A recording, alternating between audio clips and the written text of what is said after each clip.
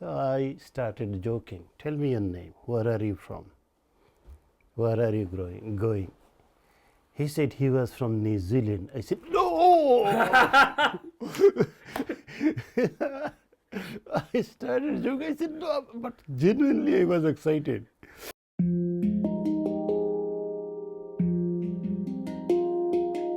Farid Ahmed's words of forgiveness were heard around the world following a terror attack in Christchurch, New Zealand. I want a heart that will be full of love and will forgive lavishly.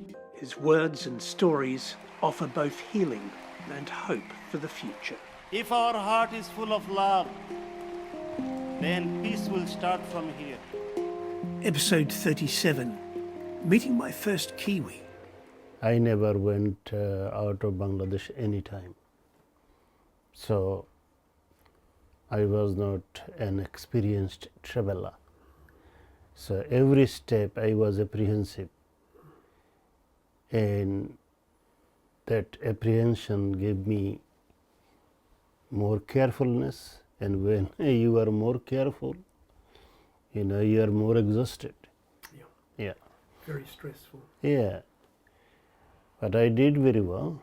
I always felt some apprehension in my exam. But my apprehension was not concerning passing.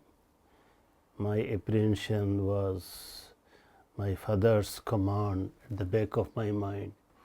I want the top mark. So that was my apprehension. What if I could not achieve high mark in the class? Then, how he would take. So that was good. That kind of apprehension is good. So it makes you work harder. So I had lots of apprehension and I was very, very careful. So one part was anticipating fear and another part was hope. So fear and hope. Those two I had capital with me. So sometimes I had fear, what if? And at the other hand, whatever fear came, I said to myself, I hope it will be okay. So that's how I was managing. When I arrived in Singapore, for the first time, I realized that I should have come out of Bangladesh before. I met different people from different nationality in Singapore, and people were very nice, and especially I was amazed in the airport staff and the people and the cafeterias, the way they treat people, they are very helpful. So for example, I went to a cafe shop and the shop owner was only one lady, and she, I was watching her, she was doing multitask, and I was admiring that. Wow, that looks very cool. One person is running a coffee shop. Yes, it was self-service, but looking after everything, I learned a lot from there. And also the way they look after their customer, the manner, amazing. I learned from that. So that gave me courage to go and talk to her. And she made me sit, I had a sandwich, vegetable sandwich, and then she drew in a piece of paper everything for me. From airport, you do this, catch this bus. She made a drawing, and then until I reached the hotel, it was at night around 1 a.m. and then next day how I could come back. Everything in details. Whoa! I thanked her profusely and I said, you made it very easy for me, especially, English is my second language, and when you write it down, then you can repeat it again and again. But if you talk, just quickly talk, sometimes, you can remember everything. So that was very good. I saw compassion there. I saw kindness. I asked a question and she could have just given me a brief answer and then go away. But she went to extra mile. I understood that she understood me. I was a foreigner. What was my need, and what sort of detailed instruction she should give me. Amazing, amazing. I saw compassion there, and then it gave me a feeling that kindness is everywhere. It is everywhere, and kindness touches our heart very easily. It is not spoken thing, it is just an action. Anyway, so from there, around 1:30 a.m., I went to a hotel, no room available, another one, no room available, another one, no room available, but one young man, he would be about same age, 25 at that time, 25 and a half. And he was white skinned. He was at the desk, at the counter, and he was after a room. I was after a room. He was after a single room.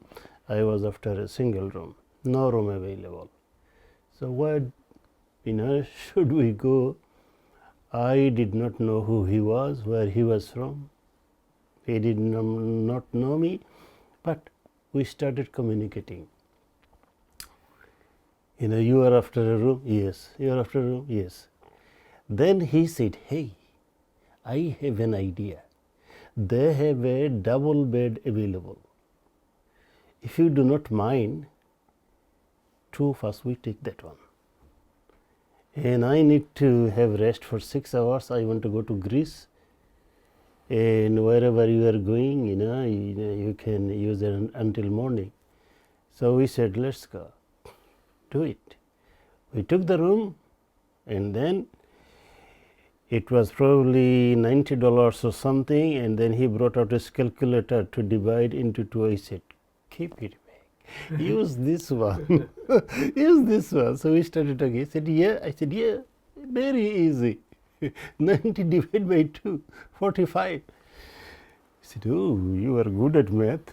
I said, not too good, but this is basic. We went to the room, and outside Singapore it is very muggy, very hot weather. It was very